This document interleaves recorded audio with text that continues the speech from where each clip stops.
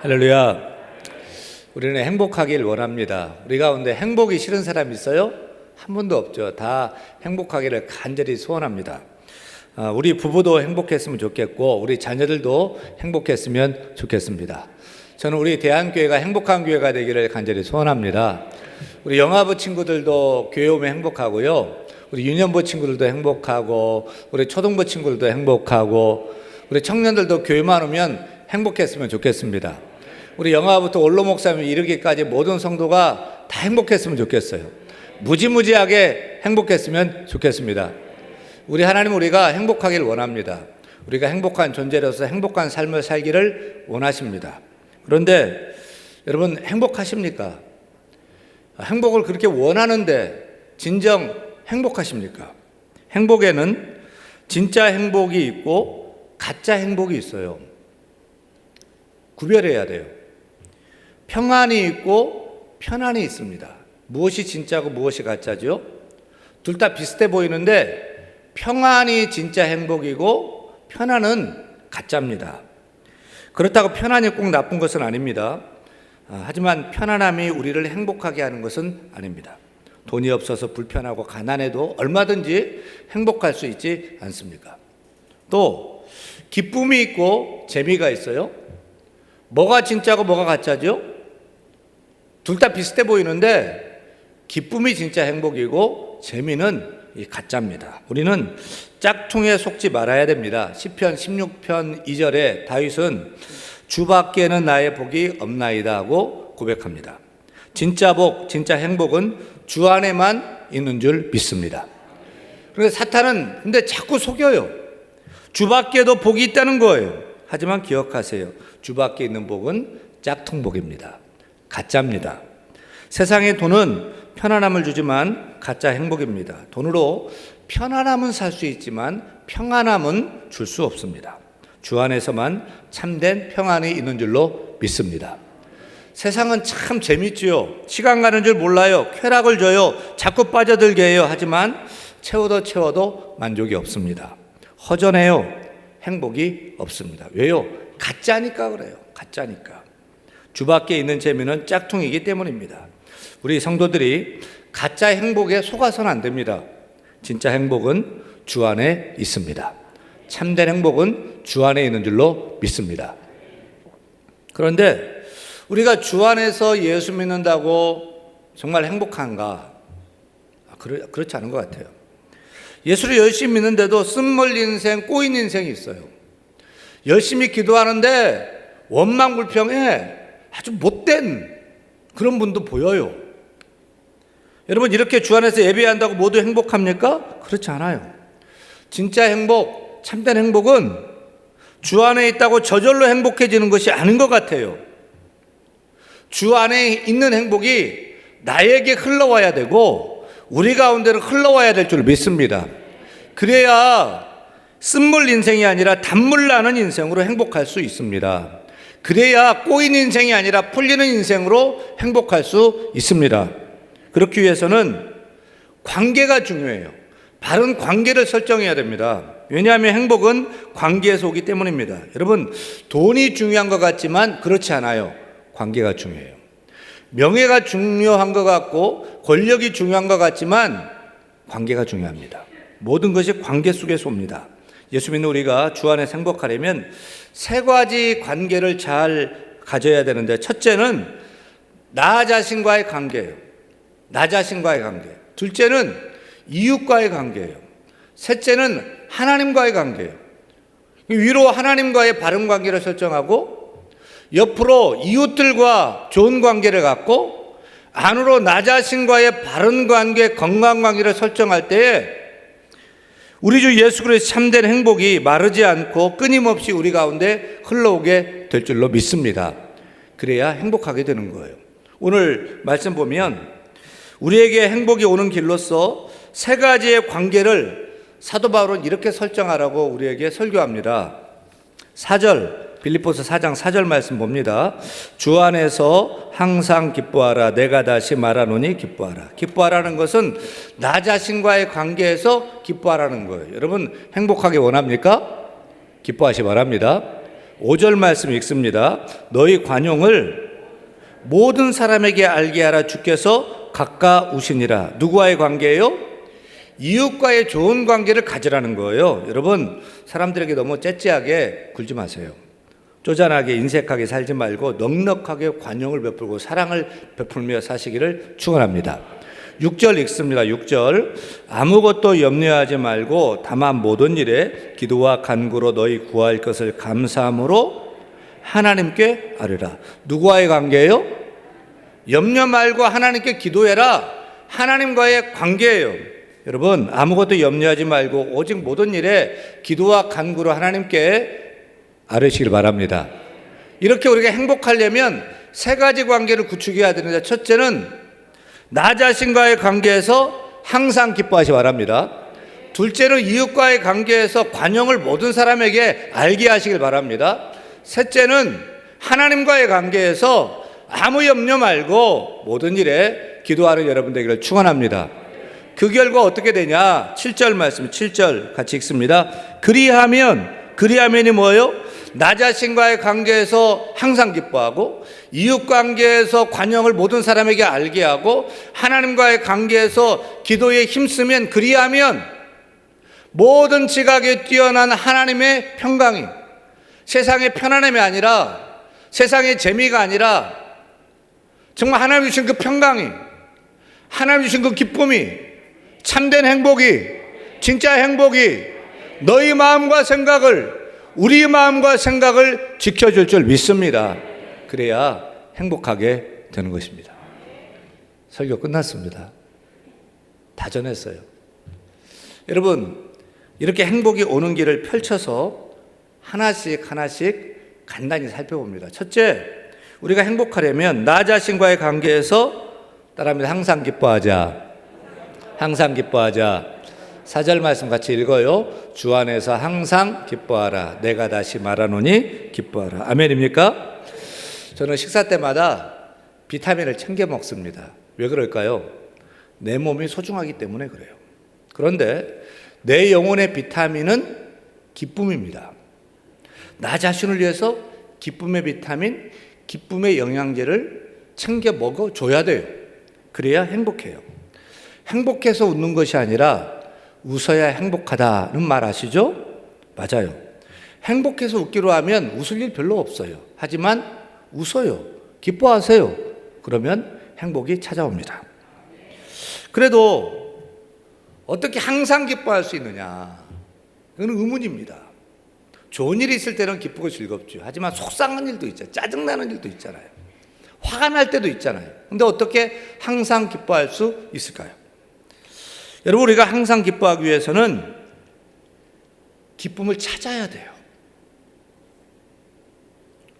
삶 속에서 어디에 기쁨이 있는가, 기쁨을 찾아야 돼요. 기쁨을 선택하고 기뻐하기로 하고 기뻐해야 돼요. 기쁨의 비타민, 기쁨의 영양제 일부러 찾아 먹어야 돼요. 빛과 어둠은 공존하고요. 긍정과 부정도 공존합니다. 칠흑같이 캄캄한 밤하늘에도 반짝반짝 빛나는 별이 있어요. 따라서 우리는 어떻게 해야 되죠?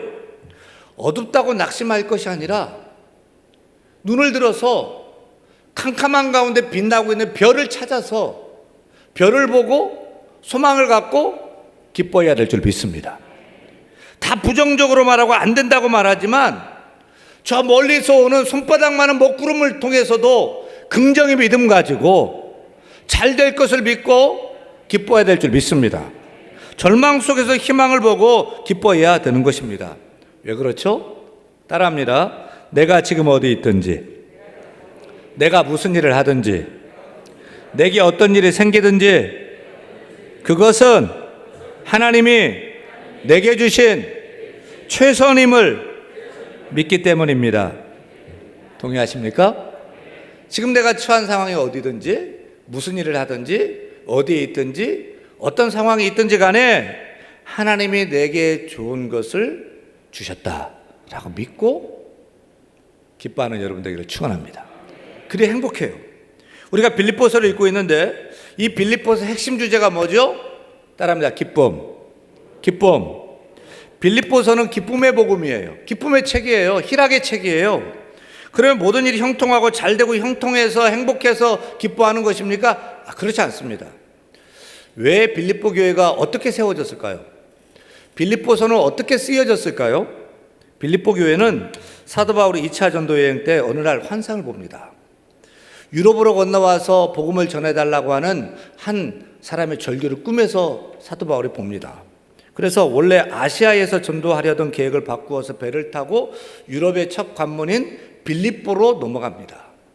빌립보 도시에서 복음을 전하다가 점치는 귀신 들린 여자아이 하나를 보고서 사도 바울이 고쳐줘요. 근데 주인이 자기 돈벌이가 끊어졌다고 사도 바울을 막 때리고 옥에 갔다가 집어넣어 버렸어요. 이때 우리가 주목할 것은 귀신 들린 여자를 고쳐주었다가 억울하게 감옥에 들어간 사도 바울의 그 다음 행동을 주목해야 돼요. 사도행전 16장 24절 25절 보니까 감옥의 간수가 바울과 실라를 같이 읽어요. 깊은 옥에 가두고 그 발을 착고에 든든히 채웠더니 한밤중에 바울과 실로가 기도하고 또 뭐예요? 하나님을 찬송하며 죄수들이 듣더라. 할렐루야. 뭐 하고 있어요? 억울하다고 막 항변하고 있어요? 화내고 있어요? 아니에요. 오히려 뜨겁게 억울하게 감옥에 갔는데 뜨겁게 기도하고 있고 기뻐서 찬양하고 있어요. 할렐루야. 어떻게 그렇게 할 수 있어요? 얼마든지 원망하고 불평할 수 있어요. 너무너무 억울해요. 하지만 사도 바울은 귀신 들린 여자 아이를 고쳐줘서 그녀가 자유케 된 것을 생각하면서 기뻐할 수 있었어요. 또 빌립보의 낯선 도시에 왔지만 낯선 곳에서 복음이 전파되는 것을 보면서 그는 기뻐할 수 있었어요. 그렇게 생긴 교회가 빌립보 교회입니다. 또 사도 바울이 이렇게 세워진 빌립보 교회에 보낸 이 빌립보서라는 이 편지는 언제 어디서 쓰였는지 아십니까? 사도 바울이 로마에 가서 복음을 전하다가 감옥에 갇혔어요. 그때 빌립보 교회에 편지를 보냅니다. 옥중서신입니다. 빌립보 교회가 고난과 핍박 속에 있다는 소식을 듣고 주께서 곧 오신다. 너희는 기뻐하라면서 기쁨의 편지 빌립보서를 보내는 거예요. 그래서 빌립보 교회의 별명은 따라합니다. 기쁨의 교회. 빌립보서의 별명은 기쁨의 편지, 희락의 편지, 그런 거예요. 이 빌립보서는 4장짜리의 짧은 성경이지만 읽어보세요. 기뻐라는 이 보석 같은 말씀이 여기저기서 반짝반짝 빛나고 있어요. 저는 우리 교회가 기쁨의 교회가 되기를 바라고 우리 성도가 기쁨의 성도가 되기를 소원합니다. 기뻐할 것이 많아서 기뻐하는 것이 아니라 힘들지만 어렵지만 코로나로 정말 고통스럽지만 기쁨거리를 찾아서 기뻐할 수 있는 교회가 되고 성도가 되기를 축원합니다. 엘레네 포터가 쓴 폴리애나의 기쁨놀이라는 책에 이런 얘기가 있어요. 11살짜리 목사님의 딸이었던 이 폴리애나라는 이 소녀는 부모를 잃고 이모에게 보내져서 이모 밑에서 자랍니다. 근데 이모는 조카를 달가워하지 않아요. 미워해요. 하지만 폴리애나는 그런 이모를 싫어하지 않고 세상을 떠난 목사님이셨던 아빠가 가르쳐 주셨던 기쁨놀이를 시작합니다. 초라한 다락방에 혼자 앉아 말합니다. 옷장에 거울이 없어 기뻐요. 거울이 없으면 죽은 깨가 보이지 않으니까요. 벽에 그림이 없어도 훌륭한 그림이 보여요. 창문을 통해 멋진 풍경을 볼 수 있으니까요. 그래서 난 이모가 다락방을 주셔서 기뻐요. 다락방에서 어린아이가 사는데 캄캄한데 어두운데 냄새나는데 그 다락방에서도 기뻐해요. 또 부엌에서 빵과 우유를 먹으면서 기쁨놀이는 계속됩니다. 내가 좋아하는 빵과 우유를 먹을 수 있어서 기뻐요. 낸시 언니와 함께 먹을 수 있어서 기뻐요. 하녀 낸시가 폴리애나에게 말합니다. 아가씨는 무엇이든지 기뻐하는군요. 그러자 폴리애나는 이렇게 말해요. 이건 놀이예요. 놀이라니까요. 무엇이든지 기뻐하는 놀이예요. 아버지가 가르쳐 주셨어요. 어느 날 선물 받았는데 갖고 싶은 인형이 아니라 목발이었어요. 그래서 슬퍼하며 울었죠. 그때 아버지가 말씀하셨어요. 목발을 쓰지 않아도 되니 기뻐해야지 울긴 왜 울어. 건강한 다리가 있으니 기뻐하라는 것이죠. 언니, 계속 찾다 보면 반드시 기뻐할 만한 것들이 있어요. 언니도 기쁨놀이를 해보세요. 이런 폴리애나의 기쁨놀이는 불행에 처한 사람들에게 위로가 되고 행복을 가져다 주었습니다. 11살짜리 소녀가 시작한 기쁨놀이는 마을 전체에 퍼져나갔고 마침내 무뚝뚝한 이모까지도 부드럽고 상냥한 사람으로 돌아오게 하였다고 합니다. 우리도 기쁨놀이를 합시다. 기쁨거리를 찾는, 기쁨이 어디에 숨어 있나, 기쁨을 찾는 기쁨놀이를 해보십시다. 그래서 기뻐하십시다. 항상 기뻐하십시다. 어떤 상황에서도 기뻐하십시다. 이렇게 기쁨놀이를 하면서 날마다 기뻐할 일을 찾고 항상 기쁨을 선택하고 언제나 행복이 넘치는 저와 여러분 되기를 간절히 축원합니다. 축원합니다. 이렇게 나 자신과의 관계를 위해서는 항상 기뻐하며 사는데 가족과 꼬였어요. 동료들과 불편해요. 행복할까요?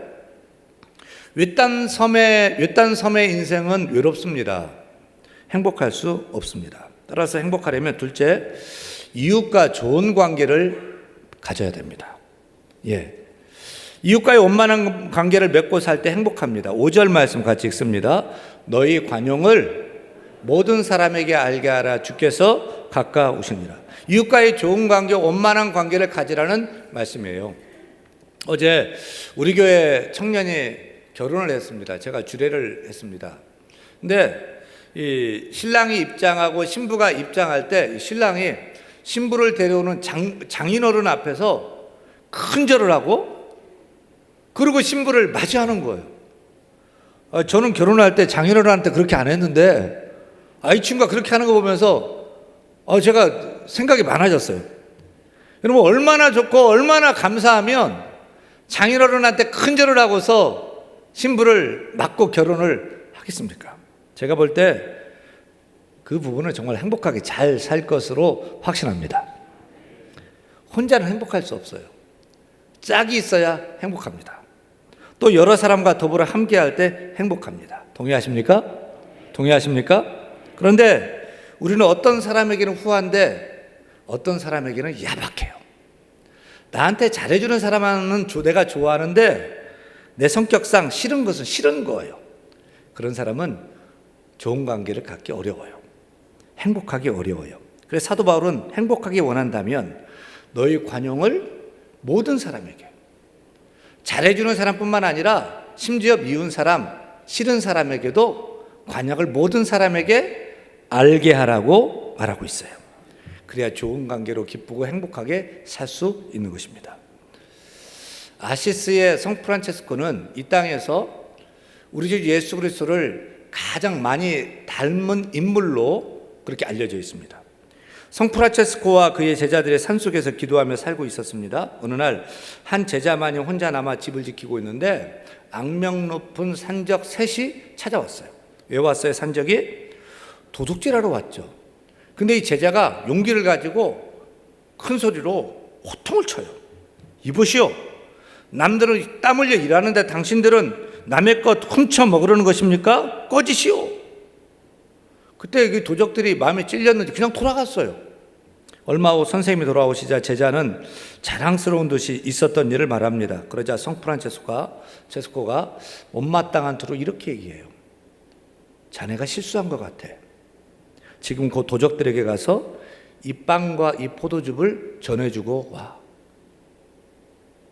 제자는 선생님 말씀대로 그들을 바로 쫓아가서 빵과 포도즙을 전달했는데 그들은 그것을 먹지 않고 그 제자를 따라 수도원에 돌아왔고 회개하고 프란체스코의 제자가 되었다고 합니다. 이렇게 도적에게까지도 관용을 베풀고 호의를 베푸는 성 프란체스코야말로 모든 사람에게 관용을 베푸는 진짜 행복자의 모습이지 않습니까? 우리 한국 사람들은 좁은 땅에 살고 있어서 그런지 참 조급합니다. 또 마음도 좁은 것 같아요. 그래서 야박해요. 쪼잔해요. 인색해요. 동네 사람이 그 좋은 그 조경 잘 해놨던데 거기 들어가서 좀 쉬면 안 될까요? 심지어 어떤 아파트는 택배차조차도 아파트로 못 들어오게 해요. 총각을 놔두면서 땀 흘려 일하는데 자기들이 주문을 해놓고 아파트에 못 들어오게 하고 저 멀리 길가에 대고서 그 무거운 걸 들고 오게 하는 거예요. 짜장면을 시키고 냄새가 난다고 엘리베이터를 못 타게 하는 거예요. 이것이 더불어 사는 방법일까요? 이렇게 살면 행복할까요? 우리 성도들은 이렇게 살면 안 되지 말입니다. 저는 그 피자를 시키면 알바생에게 수고했다면서 팁으로 5,000원을 줘요. 식당에 가면 식당 알바 일하는 아줌마에게 10,000원을 줘요. 택시 타면 거스름돈은 안 받아요. 왜요? 조금이라도 기분 좋게 하려고요. 누구를 만나든지 귀하게 여기세요. 기분 좋게 해주세요. 누구를 만나든지 할 수만 있으면 하나님을 만나는 것처럼 반가워하세요. 누구를 만나든지 주님을 뵌 것처럼 대하시길 바랍니다. 관용을 모든 사람에게 알게 하십시오. 누구에게나 긍휼을 베푸십시오. 긍휼히 여기는 자는 복이 있나니 저희가 긍휼히 여김을 받을 것이며 라고 말씀했습니다. 우리 성도들 따라합니다. 약한 자는 도와주고 부족은 채워주고 허물은 덮어주고 실수는 이해해주고 죄는 용서해주자. 잘한 것은 말해주고 뛰어난 것은 인정해주는 행복자가 되겠습니다. 그렇게 살기 원하시면 아멘.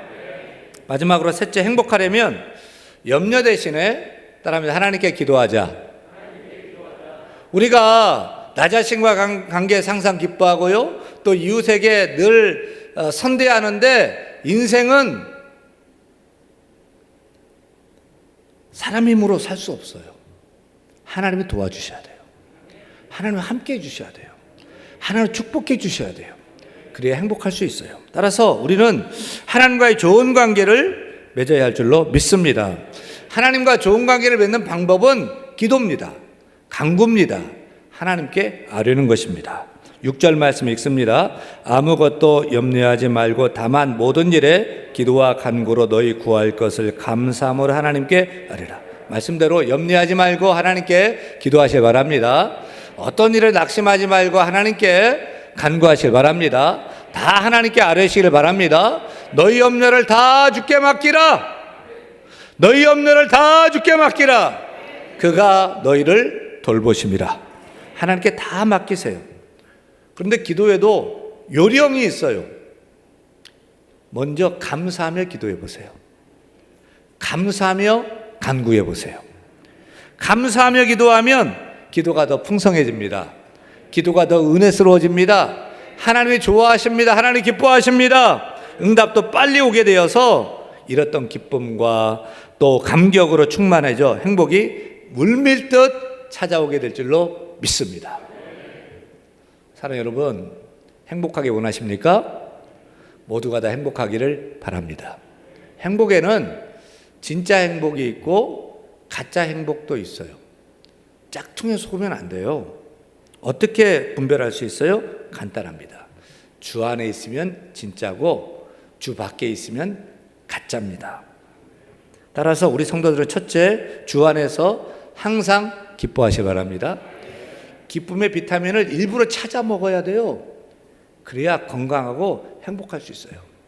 둘째는 주님의 마음으로 모든 사람에게 선대하세요. 관용을 베푸세요. 넓은 마음을 갖고 사랑해 주세요. 할 수만 있으면 커피 내가 살게, 밥값 내가 낼게. 아멘이 없어요? 그렇게 사세요. 셋째, 기도로 하나님과 믿음의 관계를 맺기를 축원합니다. 무엇보다 감사하며 기도해 보세요. 하나님의 응답의 역사가 있을 줄로 믿습니다. 그러할 때 모든 지각이 뛰어난 하나님의 평강이, 세상의 재미가 아니고 세상의 편안함이 아니라 그 하나님의 평강이 우리 마음과 생각을 지켜 행복하게 만들어줄 줄로 믿습니다.